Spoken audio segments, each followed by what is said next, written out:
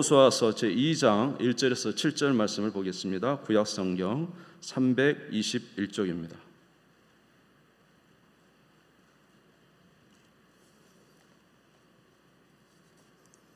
여호수아서 제2장 1절에서 7절입니다. 구약 성경 321페이지.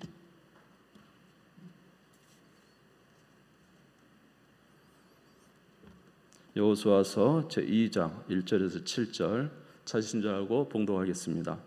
눈의 아들 여호수아가 시딤에서 두 사람을 정탐꾼으로 보내며 이르되 가서 그 땅과 여리고를 엿보라 하매 그들이 가서 라합이라 하는 기생의 집에 들어가 거기서 유숙하더니 어떤 사람이 여리고 왕에게 말하여 이르되 보소서 이 밤에 이스라엘 자손 중에 몇 사람이 이 땅을 정탐하러 이리로 들어왔나이다.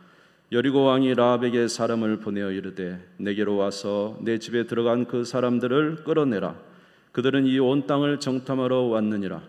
그 여인이 그 두 사람을 이미 숨긴지라. 이르되 과연 그 사람들이 내게 왔었으나 그들이 어디에서 왔는지 나는 알지 못하였고 두 사람들이 어두워 성문을 닫을 때쯤 되어 나갔으니 어디로 갔는지 내가 알지 못하나 급히 따라가라.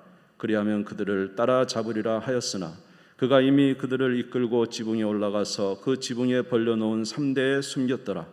그 사람들은 요단 나루터까지 그들을 쫓아갔고 그들을 뒤쫓는 자들이 나가자 곧 성문을 닫았더라. 아멘. 할렐루야. 한 주간도 잘 지내신 줄 믿습니다. 옆 사람하고 인사를 하고 싶은데 코로나 시대라 인사는 생략하겠습니다. 오늘 여리고 여호수아서 말씀입니다. 여러분이 잘 아는 여리고성에 관한 말씀입니다.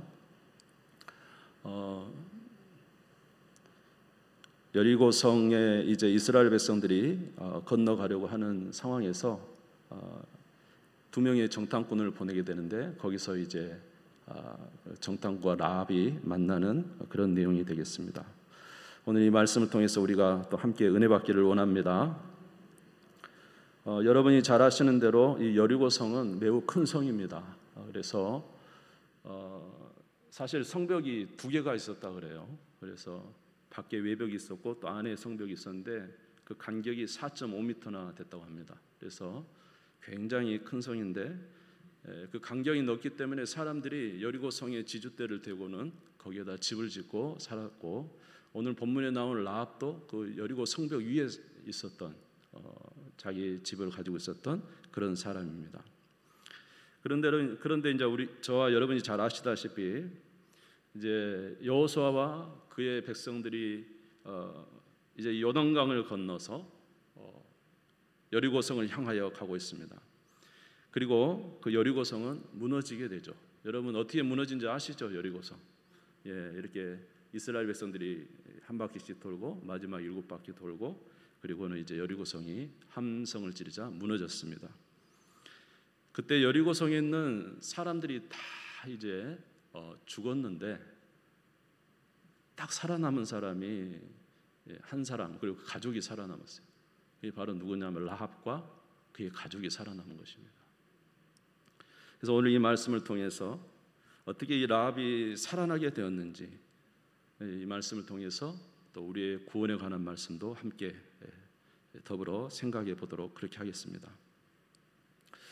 여러분 이 라합은 그 직업이 기생이지만 상당히 지혜로운 여인이었습니다. 왜냐하면 라합은 자기 상황과 처지를 아주 잘 아는 여인이었어요. 자기가 지금 어떤 상황에 있는지 지금 이 시대가 얼마나 위험한 시기인지 그런 것을 잘 깨달아 아는 여인이었다는 거예요. 라합의 집은 여리고 성벽 위에 있었습니다. 그리고 그는 기생이었어요. 그러니까 아마 자기 그 집은 술집이었을 것 같은 생각이 들어요. 그런가 하면 거기에 이제 유숙할 수 있다 그러니까 여관처럼 방이 여러 개 있어서 그 여리고를 향해서 오고 갔던 수많은 사람들이 이 여리고에 들어오면은 이제 여러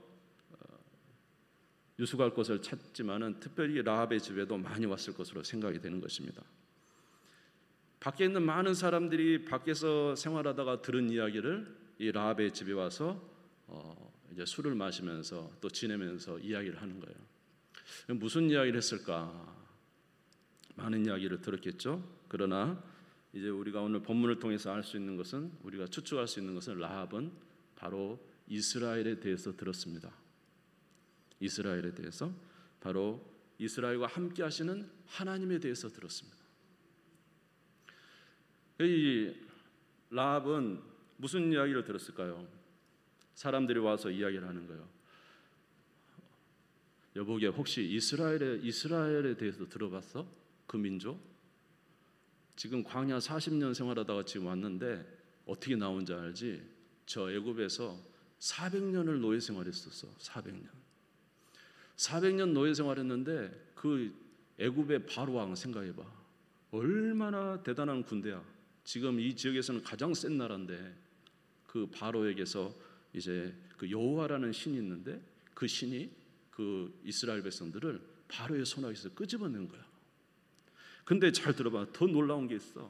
그 뭐냐 하면 이 이스라엘 백성들이 나올 때 홍해를 거쳐 나와야 되는데 세상에 그 여호와 하나님이 바람을 불어가지고 홍해를 쫙 가르셨지만, 그리고 이 이스라엘 백성들이 마른 땅을, 홍해 바다 마른 땅을 건너서 나왔다는 거야.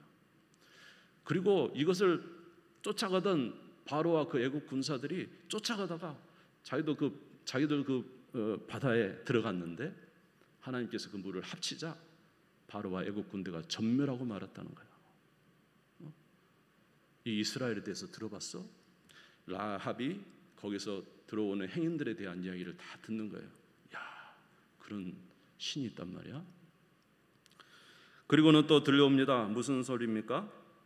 광야에서 40년 동안 이스라엘 백성들을 함께 해주셨던 거예요. 어떻게 40년 동안 광야에서 살 수 있겠어? 당신 생각해봐. 광야에는 먹을 게 없잖아. 마실 물이 없잖아. 근데 어떻게 40년 동안 그 많은 사람들이 살 수 있었겠어?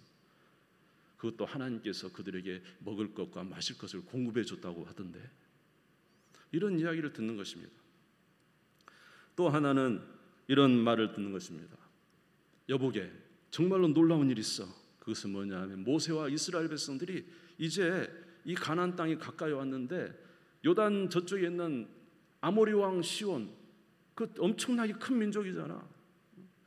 우리가 싸워서 이길 수도 없는 민족인데 세상에 모세와 이스라엘 백성들이 그 아모리 왕 시온과 그 위쪽에 있는 바산 왕 옥을 물리쳤다는 거야. 그런데 그들을 물리쳤는데 완전히 전멸시켰다는 거야. 이런 말을 라합이 자기 집에서 오가는 행인들을 통해서 다 들은 거예요. 신명기 2장 34절 한번 보겠습니다. 신명기 2장 34절 같이 한번 읽어볼까요? 시작. 그때 우리가 그의 모든 성읍을 점령하고 그의 각 성읍을 그 남녀와 유아와 함께 하나도 남기지 아니하고 진멸하였고. 모세가 이제 말합니다. 우리가 그 아모리 왕 시온과 바산 왕 옥에 거기를 우리가 점령에 들어갔는데 하나님 명령에 거기에 어떻게 했냐면 남자와 여자와 유아와 할 것 없이 모두 다 진멸시켰다는 거예요. 왜냐, 하나님께서 그렇게 명령하셨기 때문에 모세가 순종했다는 거예요. 여러분, 이제 진멸이라는 거 완전히 그냥 다 아이들까지 다 진멸한 거예요. 그리고 더더욱 놀란 것은 뭐냐면 바로 그 이스라엘이 진멸하고 지금 요단강 앞에 있다는 거야. 지금 요단강만 건너면 여리고 성과는 15km밖에 차이가 안 나요. 요단강 건너면 바로 우리 여리고를 향해서 다가올 것인데 말이네. 이런 이제 이야기들을 여러분이 웃으라고 제가 하지만 여러분 절대 웃지 않습니다. 그렇기 때문에 이제 이렇게 했습니다. 하여튼 그렇게 막 이야기를 할 때 이제 그곳에서 있던 행인들이 그런 이야기를 계속 듣게 되는 거예요. 그래서 이 라합은 비록 자기의 직업이 기생이지만 굉장한 그 위기감을 느낀 거예요. 위기감. 아, 이거 큰일 났구나. 이게 죽게 생겼구나. 지금 정말로 위험한 순간에 왔구나. 그것을 이제 라합은 깨닫고 있는 것입니다. 여호수아서 2장 8절에서 10절을 한번 제가 읽겠습니다. 또 그들이 눕기 전에 라합이 지붕에 올라가서 그들에게 이르러 말하되 여호와께서 이 땅을 너희에게 주신 줄을 내가 아노라. 우리가 너희를 심히 두려워하고 이 땅 주민들이 다 너희 앞에서 간담이 녹나니 이는 너희가 애굽에서 나올 때 여호와께서 너희 앞에서 홍해물을 마르게 하신 일과 너희가 요단 저쪽에 있는 아모리 사람의 두 왕 시혼과 옥에게 행한 일 곧 그들을 전멸시킨 일을 우리가 들었음이라. 라헬이 이걸 들었다는 거예요. 그리고는 자기가 굉장한 위기와 지금의 죽음이 코앞에 왔다는 사실을, 비록 그의 삶은 좀 어려운 삶이지만은 그걸 깨닫고 있는 거예요. 이게 참 중요한 것입니다. 여러분, 우리가 구원을 얻으려면은 우리가 정말 얼마나 우리의 상황과 처지가 위험한 상황에 있는가를 여러분들이 아셔야 됩니다. 우리의 상황과 처지를 알지 못하면 구원에 관한 열망도 소망도 우리에게는 없게 되는 거예요. 여러분, 우리가 어떤 중병에 걸렸어요. 어쩌면 죽을지도 모르는 병에 걸렸습니다. 그러면 우리는 어떻게 하겠습니까? 어쩐지 이 병을 고쳐보려고 엄청나게 노력을 하겠죠. 만약에 그 병이 초기라면은 열심히 무엇인지 약이든지 어떤 방법을 통해서라도 그것을 제거하려고 노력을 할 거예요. 근데 자기가 엄청난 중병에 걸렸음에도 불구하고 중병인지도 모르고 상황도 깨닫지 못하고 있다면은 이제 그렇게 지나가다가 병이 전체로 다 퍼져서 결국은 죽고 마는 거 아니겠습니까? 마찬가지로 우리는 우리의 시기를, 우리의 지금 현재 상태를 잘 알아야 하는 것입니다. 할렐루야. 여러분, 하나님께서는 이 세상을, 천지를 창조하시고 그리고 아담과 하와에게 에덴 동산을 주셨습니다. 근데 아담과 하와가 선악과를 따먹음으로 인해서 우리 사람 안에는 이제 죄가 들어오게 됐어요. 죄가 들어오게 되고 죄인인 인간은 온 세상에 살면서 점점점 죄악이 가득가득 퍼지게 돼 있었어요. 그래서 이제 노아 시대 때 보면은 하나님께서 세상의 모든 사람들의 생각이 죄악이 가득하고 그 마음의 생각에 계획하는 것이 항상 악할 뿐인 것을 보고 하나님께서 심판하시기로 작정을 한 것입니다. 창세기 6장 5절에서 6절을 같이 한번 읽겠습니다. 같이 읽읍시다. 시작. 여호와께서 사람의 죄악이 세상에 가득함과 그의 마음으로 생각하는 모든 계획이 항상 악할 뿐임을 보시고 땅 위에 사람 지으셨음을 한탄하사 마음에 근심하시고 이르시되 내가 창조한 사람을 내가 지면에서 쓸어버리되 사람으로부터 가축과 기는 것과 공중의 새까지 그리하리니 이는 내가 그것들을 지었음을 한탄함이니라 하시니라. 사람의 죄악이 가득 차니까 어떻게 하겠다고 하나님이 쓸어버리겠다는 것입니다. 죄악이 가득 차기 때문에. 그래서 일어난 사건이 뭡니까? 노아의 홍수 사건이 일어난 것이죠. 그래서 죄악이 가득한 자들에게 하나님은 심판하시기를, 하나님은 악을 볼 수가 없어요. 그래서 그들을 심판하시는데 노아의 8식구만 방주를 짓고 살아남은 거예요. 그런데 이 노아의 8식구가 또 그 8식구로부터 이제 온 세계의 자손이 퍼져나가게 된 것이죠. 그런데 이 자손이 퍼져나가면서 만약에 그들이 또 죄악이 관영하다면 하나님은 심판하실 것에 대해서 말씀하신 거예요. 그런데 이제는, 전에는 물로 심판하셨지만 이제는 무엇으로 심판하신다고요? 불로 심판하신다고 성경에 말씀을 하신 것입니다. 베드로후서 3장 6절에서 7절을 한번 같이 읽겠습니다. 같이 읽읍시다. 시작.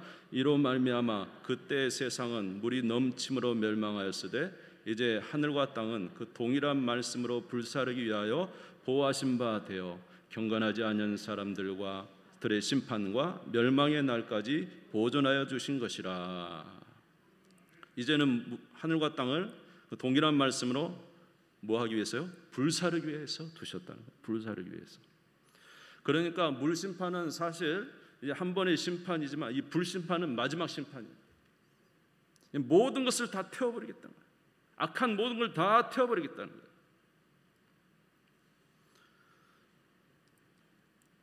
왜냐하면 죄악이 가득하기 때문에 그런 것입니다. 여러분, 오늘 우리가 이 세상을 살아가면서 여러분은 어떻습니까? 이 세상이 참 선하고 아름답습니까? 아니면 우리가 피부에 느끼기에 참 이 악해져가는 세상이라고 여러분 느끼십니까? 여러분, 우리는 이 세상을 보면서 점점점 악하다는 생각을 많이 합니다. 늘 간음과 음란과 호색과 온갖 그런 일들이 정말로 뉴스에 버젓이 항상 드러납니다. 살인도 수없이 일어납니다. 도적질도, 강도도, 이러한 일들이 우리에게 계속적으로 생각할 수 없는 그런 일들이 일어나요. 그래서 우리는 우리 이 말씀뿐만 아니라 우리의 피부로 느끼기도, 이 세대가 많이 악해져 가구나 하는 것을 우리가 느끼는 거예요. 하나님의 심판이 가까이 온다는 것을 우리가 느끼는 것입니다. 그런데 이런 망해가는 이 모든 백성들이 다 이제 죽게 생겼을 때 하나님께서 우리를 구원하시기 위하여 바로 그 아들 예수 그리스도를 보내신 것이죠. 그분이 이 땅에 오셔서 십자가에서 모든 인류의 죄를 대신 지시고 우리를 위해서 속죄의 피를 흘리신 것입니다. 그가 우리를 위해서 속죄의 피를 흘리시고 대속의 피를 흘리심으로 인해서 우리의 구원을 이루어 놓으셨어요. 그리고 며칠 만에 부활하셨습니까? 3일 만에 부활하시고 이제는 어디로 올라가셨죠? 하늘로 승천해 올라가신 것입니다. 사도행전 1장 11절 읽겠습니다. 같이 읽읍시다. 시작. 이르시되 갈릴리 사람들아 어찌하여 서서 하늘을 쳐다보느냐. 너희 가운데서 하늘로 올려주신 이 예수는 하늘로 가심을 본 그대로 오시리라 하였느니라. 아멘. 그래서 예수님이 하늘로 승천해 올라가시는데 천사들이 이야기해요. 어째 쳐다보고 있느냐. 올라가신 그대로 그분은 다시 오실 것이다. 그런데 여러분, 예수님이 이 땅에 지금 오신 처음에 2000년 전에 오실 때는 우리를 구원주로 오셨지만 말입니다. 예수님이 다시 오실 때는 심판주로 오십니다. 그래서 그때 올 때 불심판이 일어난 거예요. 불심판. 그래서 예수 그리스도를 믿고 구원받는 하나님의 백성은 그 모든 심판에서 구원해 내시지만, 그러나 예수님이 오실 때 아직도 그 구원의 은혜를 받아들이지 못하는 자는 이제 불로 심판해서 모든 걸 태우시는 것, 이 세상의 모든 걸 다 태우시고, 그리고 하나님을 거역한 마귀와 하나님께서 베푸신 은혜를 받아들이지 않는 자는 영영한 불에 들어가게 된 것입니다. 영영한 불에. 그래서 마태복음 25장 46절을 한번 같이 읽겠습니다.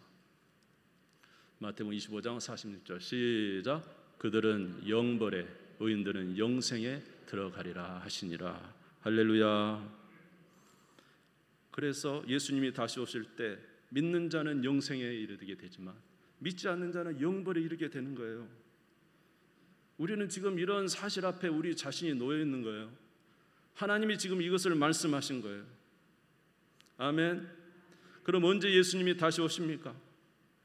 언제 예수님이 다시 오십니까? 성경에 말하기를 복음이 온 천하에 전파되면 그제 예수님이 다시 오신다는 거예요. 마태복음 24장 14절을 한번 읽겠습니다. 마태복음 24장 14절 같이 읽읍시다. 시작. 이 천국 복음이 모든 민족에 증언되기 위하여 온 세상에 전파되리니 그제야 끝이 오리라. 할렐루야. 예수님 오시는 날은 복음이 온 세계에 전파되면 예수님이 오신다는 겁니다. 그런데 여러분 그거 아십니까? 복음이 지금 거의 전 세계에 전파됐습니다. 지금 복음이 전파되지 않은 나라는 거의 없습니다. 이제 전파되지 않았다고 하면은 이제 그 나라 안에서 어떤 국지적인 조그만 곳, 이제 아주 작은 소수 민족들, 이런 민족들 외에는 복음이 다 전파됐어요. 심지어 선교사들이 하는 말이 이제는 선교지에 대해서 정말 우리가 다시 한번 생각해 봐야 된다, 이런 말이 나올 정도예요. 그리고 성경, 하나님의 말씀이 전 세계 모든 민족의, 거의 모든 민족의 언어로 다 번역이 됐습니다. 그리고 성경이 다 지금 나가고 있는 거예요. 지금도 한 해에 가장 많이 팔리는 책은 성경책이에요.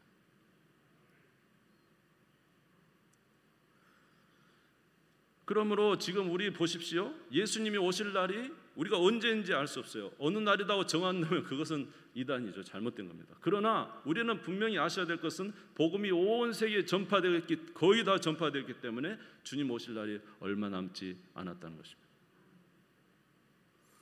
아멘. 더 놀라운 것은 우리가 성경을 보면 정말로 놀라운 것은 뭐냐면 성경에 기록된 대로 그대로 역사가 진행이 됐다는 거예요. 성경에 기록된 대로. 그래서 아브라함을 통해서 한 민족을 이루겠다는 하나님은 아브라함을 통해서 정말로 한 민족을 이루셔서 애굽에서 한 민족을 이루셨을 뿐만 아니라 가나안 땅을 주시겠다고 약속하셨던 대로 가나안 땅으로 들어가게 됐습니다. 그러나 그들이 이제 바벨론의 포로로 가게 됩니다. 하나님 말씀에 순종하지 않아서. 그런데 거기서 예레미야 선지자를 통해서 이사야 선지자를 통해서 예언합니다. 고레스라는 사람이 너희를 돌이킬 것이다. 근데 바벨론에 이 고레스라는 왕이 나타나게 돼서 이스라엘 백성 돌려보내잖아요. 아멘을 안 하셔도 사실이에요. 고레스라는 사람이 진짜 이름을 적고 그대로 돌려보내. 그리고 다니엘서에 보면은 앞으로 이제 다니엘이 바벨론의 포로 있을 때 앞으로 있을 큰 4개 민족에 대해서 이야기합니다. 아수르와 바벨론과 헬라와 로마의 민족이 앞으로 이렇게 큰 나라로 서게 될 것인데 그 신상에 관한 거 아시잖아요.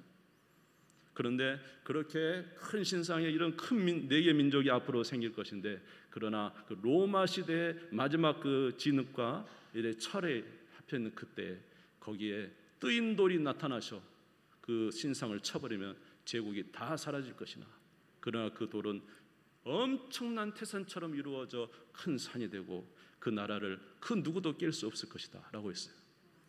근데 그 말대로 그렇게 강했던 아수르, 그렇게 강했던 바벨론, 그렇게 강했던 헬라, 그렇게 강했던 로마는 무너져 버렸어요.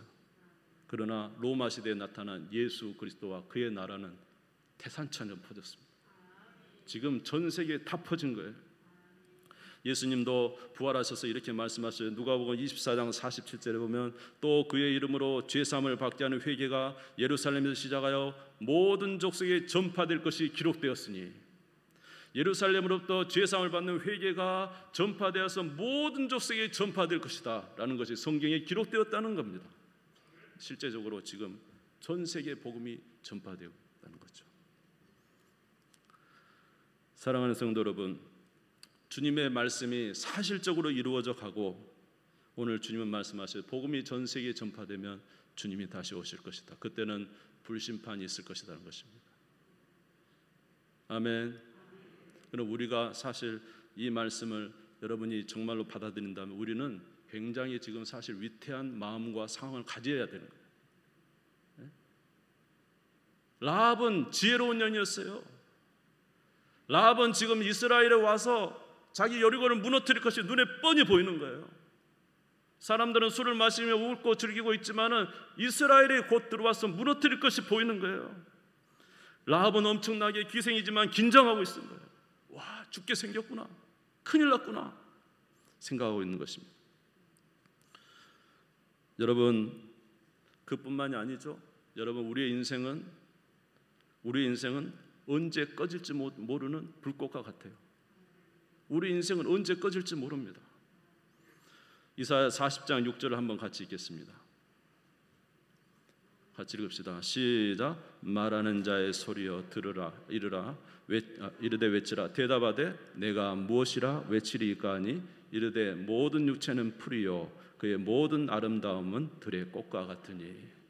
여러분, 우리는 풀과 같은 존재라는 거예요. 우리 인생의 영광도 들의 꽃과 같은 그 풀의 꽃과 같아요. 얼마나 하찮습니까 사실. 그런데 우리는 이렇게 풀과 같은 존재인데 우리는 엄청난 영광을 누릴 것처럼 대단하게 우리 인생의 영화를 위해서 추구하며 살아갑니다. 우리의 인생은 70이요 강건하면 80입니다. 시편 90편 10절에서 12절, 시편 90편 10절에서 12절 같이 읽겠습니다. 시작. 우리의 연수가 70이요 강건하면 80이라도 그 연수의 자랑은 수고와 슬픔뿐이요 신속히 가니 우리가 날아가나이다. 누가 주의 노여움의 능력을 알며 누가 주의 진노의 두려움을 알리까. 우리에게 우리의 날 계수함을 가르치사 지혜로운 마음을 얻게 하소서. 여러분, 얼마 남지 않았습니다. 여러분, 70, 80, 90. 제가 보니까 보통 90을 넘어가시는 분은 드물어요. 지금도 90 정도 사시면 장수하신 거예요, 진짜. 네, 여러분은 백수하시기 바랍니다. 네. 근데 보편적으로 90을 넘어가시기가 상당히 어렵다는 걸 제가 이렇게 느꼈습니다. 여러분, 이렇게 위험이 오고 있어요. 우리가 갑자기 주님이 부를 수도 있는 거고, 우리가 조금 더 오래 산다고 해도 얼마 남지 않았습니다, 사실은. 그러면 우리 앞에 들어오는 위험을 볼 수 있어야 돼요. 우리 앞에 있는 불심판이 있다는 사실을 성경에 말한 것을 우리가 들어야 한다는 것입니다. 우리에게 이미 물로 심판하셨던 하나님께서, 모든 성경을 이루신 하나님께서 오늘 말씀하셨어요. 그리고 예수 그리스도께서 죽으시면서 부활하심으로 우리에게 확실한 증거를 보여주셨어요. 믿는 자는 영생이고 믿지 않는 자는 심판이다. 이게 성경에서 우리에게 알려주는 내용이라는 것입니다. 그러므로 우리가 구원을 받기 위해서는 우리 자신이 현재 어떤 처지인가를 알고 우리가 어떤 위기에 처했다는 사실을 깨닫는 게 매우 중요한 것입니다. 여러분, 이렇게 라합처럼 자신의 처지를 깨닫고 자신의 위기를 깨닫고 내가 지금 어떻게 해야 되는가를 알 수 있는 그러한 우리 믿음의 성도들 되시기를 주님의 이름으로 축원합니다. 두 번째로는 라합은 그에게 오는 정말로 이 구원의 놀라운 기회를 놓치지 않았다는 거예요. 자기에 오는 구원의 놀라운 기회를 놓치지 않았어요. 그에게 큰 위험의 부담감이 있어도 그 구원의 기회를 절대로 놓치지 않았던 여인이었다는 거예요. 여러분, 여리고성에 얼마나 많은 다른 집들도 있을 것이며 얼마나 많은 유숙할 곳이 있었겠으며 또 여리고성에 얼마나 많은 사람들이 있었겠습니까? 그런데 놀랍게도 이 여호수아가 보낸 정탐꾼들은 놀랍게도 어디로 갔냐면 바로 라합의 집에 유숙하러 들어갔다는 거예요. 이것이 은혜라는 거예요. 은혜. 할렐루야. 여호수아서 2장 1절 한번 같이 읽겠습니다. 같이 읽읍시다. 시작.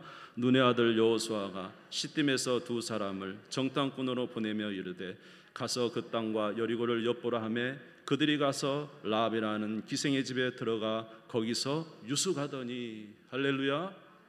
세상에 정탐꾼이 라합의 집에 들어간 거예요. 이게 참 은혜인 거예요. 은혜.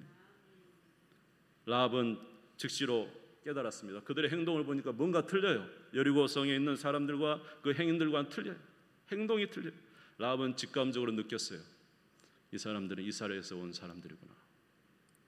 그리고 그들이 위험에 처하자 그들을 숨겨주었던 것입니다. 여호수아서 2장 3절에서 4절을 한번 같이 읽겠습니다. 시작. 여리고 왕이 라합에게 사람을 보내어 이르되 내게로 와서 내 집에 들어간 그 사람들을 끌어내라. 그들은 이 온 땅을 정탐하러 왔느니라.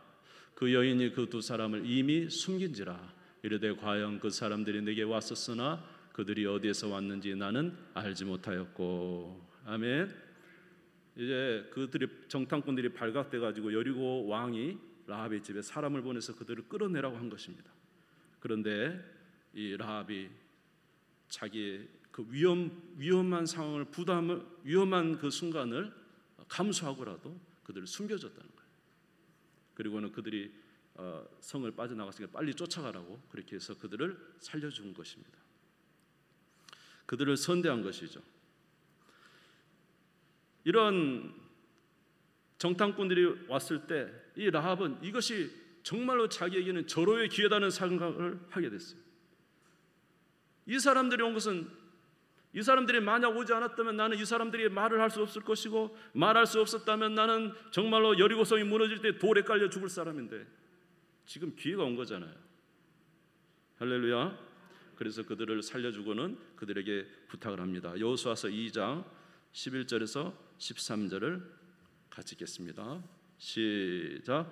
우리가 듣자 곧 마음이 녹았고 너희로 말미암아 사람이 정신을 잃었나니 너희 하나님 여호와는 위로는 하늘에서도 아래로는 땅에서도 하나님이시니라. 그러므로 이제 청하노니 내가 너희를 선대하였은즉 너희도 내 아버지의 집을 선대하도록 여호와로 내게 맹세하고 내게 증표를 내라. 그리고 나의 부모와 나의 남녀 형제와 그들에게 속한 모든 사람을 살려주어 우리 목숨을 죽음에서 건져내라. 할렐루야. 내가 너희를 선대했으니 너희도 나를 선대해라. 그러니 너희들이 이 땅에 와서 이 여리고성을 무너뜨릴 때 나와 내 가족을 살려주라. 내 형제를 살려주라. 그랬더니 이 정탐꾼들이 하는 말이 뭡니까? 좋다. 그러면 성 밖에다가 무슨 줄을 달라 그러죠? 붉은 줄을 달아내리라고 이렇게 이야기하죠. 그리고 절대로 너희 집에서 나가지 마라. 이렇게 해서 이제 결국 라합은 나중에 여리고성이 무너질 때 그 붉은 줄 때문에 이제 징표가 되어서 살게 되었고, 그 집에 있는 가족들, 형제들은 다 살게 되었다는 내용입니다. 여리고성에 많은 사람들이 있었지만 정탐꾼이 라합의 집에 들어간 것은 그에게 큰 복이었고 기회였습니다. 저는 저희 아버지가 목사셨기 때문에 저는 어렸을 때부터 교회를 나가야만 됐습니다. 저는 제 나이보다 1년을 더 많이 교회 나간 사람입니다. 왜냐하면 우리 어머니 뱃속에서 나갔기 때문에. 그래서 제 나이보다 1년 더 나갔습니다. 그러니까 교회에 굉장히 많이 나갔죠. 그런데 어렸을 때 제 뭐 믿음이 있습니까? 그냥 아버지가 어머니가 가라고 하면 그냥 갔습니다. 재밌게 놀다가도 예배 시간 그러면 그냥 뛰어가서 예배 드려야 되고, 밥 먹다가도 예배 시간 그러면 갔었어야 됩니다. 그런데 어렸을 때는 괜찮았는데 나중에 한참 이제 청소년기가 됐어요. 내가 가기 싫은데 왜 꼭 가야 되나? 나는 하나님 계시다는데 하나님 계신 것도 잘 모르겠고 내가 왜 꼭 가야 되나? 그러면서 가서 앉아 있을 수밖에 없지만 항상 불만이 어렸을 시기에 참 많이 있었어요. 그럼 나에게 참 힘든 것이에요. 여러분, 내가 믿기지 않는 일을 믿으라고 강요하면 참 힘든 일이잖아요. 저 역시도 아버지가 목사님이었지만 저에게는 믿음이 없었기 때문에 그건 참 저에게 어려운 일이었습니다. 그래도 아버지 말씀이 때문에 순종해서 가서 앉아 있었지만 그 불만이 참 많이 있었습니다. 그런데 이제 나중에 한참 커서 내 삶이 너무 공고하고 어려워지니까 이제는 하나님을 찾을 수밖에 없었어요. 그래서 하나님을 막 찾았어요. 찾았더니 하나님께서 정말 불쌍히 여기셔서 저를 만나 주셨어요. 그래서 주님을 만나고는 얼마나 좋았는지 모릅니다. 주님 만나고 나서 빛이 비춰진 거예요. 야, 주님 만나기 너무 좋다. 막 빛이 비치는구나. 주님 만나니까 막 어둠이 사라져. 만약에 제가 예수 그리스도를 만나지 않았다면 지금도 어둠 속에서 살았을 것이다. 정말로 그 초라한 그런 인생의 삶을 내 나름대로는 정말로 어두운 그런 삶을 살았어요. 진짜 이 빛과는 정말로 바꾸고 싶지 않아요. 여러분, 예수 그리스도를 만나셔서 그 빛을 받으시기를 주의 이름으로 축원합니다. 그래서 나중에 이제 예수님을 만나고 나서 가만히 생각하니까 우리 아버지가 목사하기 너무 좋더라고요. 이제 그때서 왜 그러냐면 목사였기 때문에 내가 교회 나가게 되고, 목사였기 때문에 내가 예수님의 이름 듣게 되고, 내가 아버지가 목회자였기 때문에 내가 교회 가서 이렇게 예배드림으로 자꾸 예수님에 대해서 듣게 되고, 어려우니까 주님을 찾게 되고 주님 만나게 된 거잖아요. 나에게 기회였던 거예요. 기회. 하나님이 주신 은혜의 기회예요. 저는 하나님이 너무나 은혜를, 그 기회를 많이 주신 거더라고요. 만약에 우리 아버지가 저 절의 스님이었다면 제가 이런 은혜를 감히 받았다고 어떻게 자신할 수 있겠습니까? 만약 아버지가 다른 종교에 계셨던 분이라면 내가 어떻게 예수님을 만날 수가 있겠습니까? 하나님께서 큰 은혜를 주신 거예요. 할렐루야. 여리고성에 많은 사람이 있었지만은 라합의 집에 정탐꾼이 들어간 것은 그에게 놀라운 은혜였어요. 기회였어요. 이것은 다른 기회가 아니라 하나님의 불심판에서 벗어날 수 있는 기회예요. 영원한 심판에서 벗어날 수 있는 기회, 영원한 생명을 받아들일 수 있는 기회, 그 기회가 이 라합에게 온 거예요.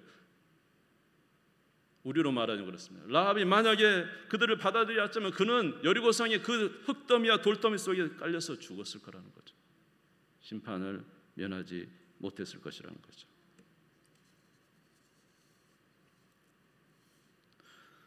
사랑하는 성도 여러분, 오늘 여러분에게 복음이 전해진 것이 여러분 그저 아무것도 아닌 걸로 여러분 생각하지 마십시오. 복음은 아무에게나 전해진 게 아닙니다. 하나님의 역사와 은혜로 전해진 것입니다. 여러분에게 엄청난 기회가 지금 여러분에게 찾아온 것입니다. 여리고성에 많은 사람이 있었지만 아무나 정탐꾼이 간 게 아니에요. 하나님의 은혜로 라합의 집에 이르게 된 거예요. 그러니 여러분들이 복음을 접하게 되고 예수 그리스도를 믿을 기회를 가진 것은 하나님의 은혜인 것을 꼭 기억하시고 그 하나님의 은혜에 응답하시기를 주님의 이름으로 축원합니다. 정말로 큰 은혜입니다. 여러분, 정말로 예수 영접 안 하면 여러분 엄청난 심판 아래에 살게 되잖아요. 예수 영접하면 영원한 하나님 나라이잖아요. 우리가 예수 영접하면 정말로 하나님의 자녀가 되는 권세를 얻잖아요. 예수 그리스도를 영접하면 우리가 정말로 밝은 빛 속에서 살아갈 수 있잖아요. 아무리 어렵고 힘들어도 우리 하나님이 함께 하시는 은혜가 있지 않습니까? 예수 그리스도를 믿으면 우리에게 정말로 기쁨이 넘치게 되는 것입니다. 예수 믿으면 심판의 두려움이 사라지게 되는 것입니다. 구원의 즐거움으로 살게 되는 것입니다. 이게 얼마나 놀라운 기회입니까?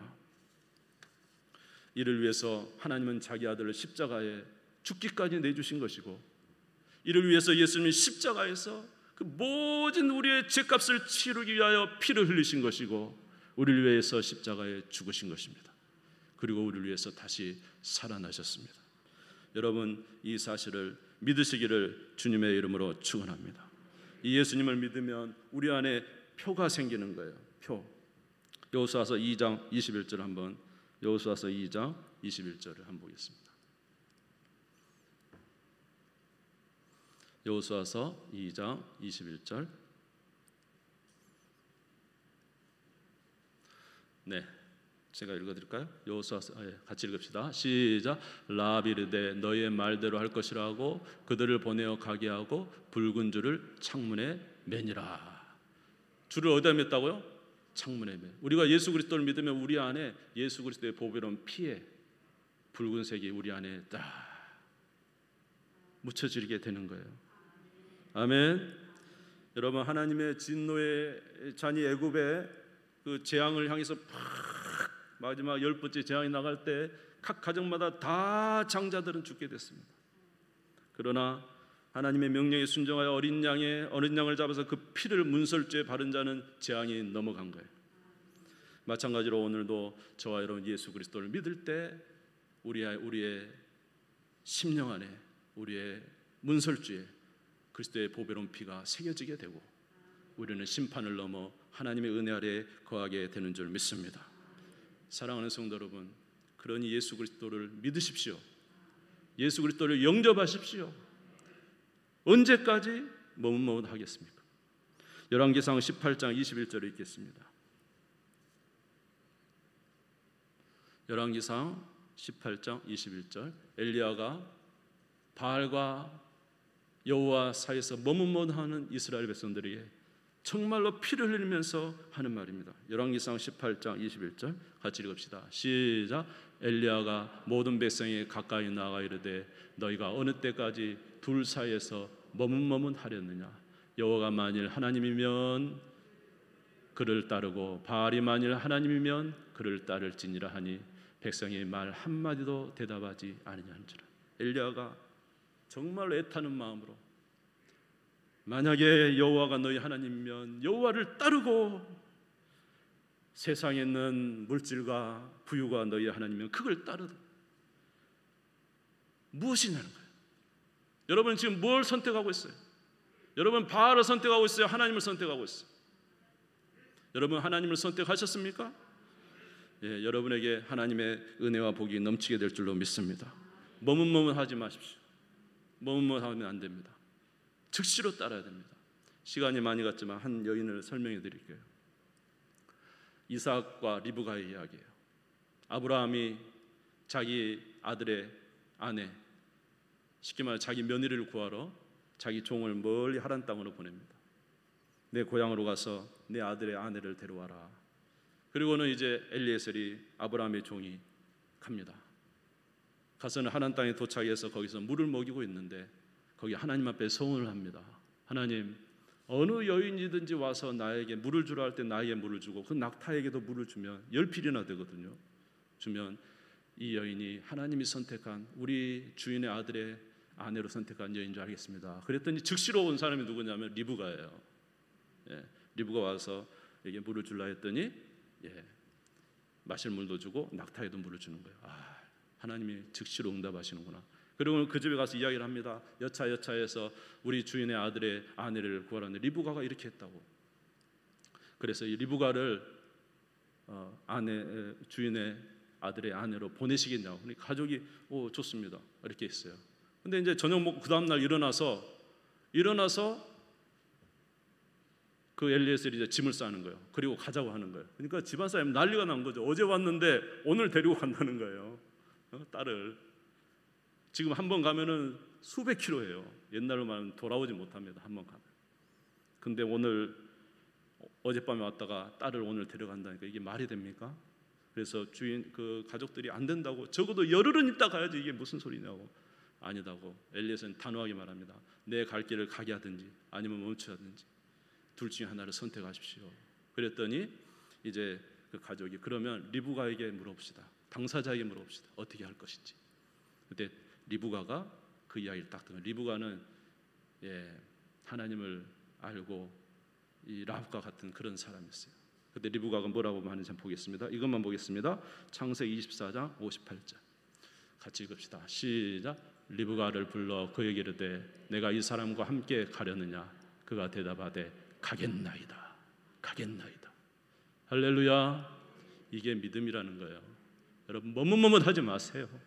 예수님이 당신의 구주시면 예수를 따르십시오. 하나님이 당신의 하나님을 섬기십시오. 오늘 선택하십시오. 머뭇머뭇하지 말고. 언제까지 머뭇머뭇하겠습니까? 오늘 말씀을 기억하시면서 오늘 저희들의 상황이 어떤 상황인가를 기억하시고 오늘 우리들의 앞날도 보장될 수 없다는 사실을 기억하시고 할렐루야. 그러나 오늘 우리에게 생명의 기회가 왔다는 사실을 기억하시고 저와 여러분은 선택해야 됩니다. 어떻게 하시겠습니까? 따르시겠습니까? 남아 계시겠습니까? 기도하겠습니다.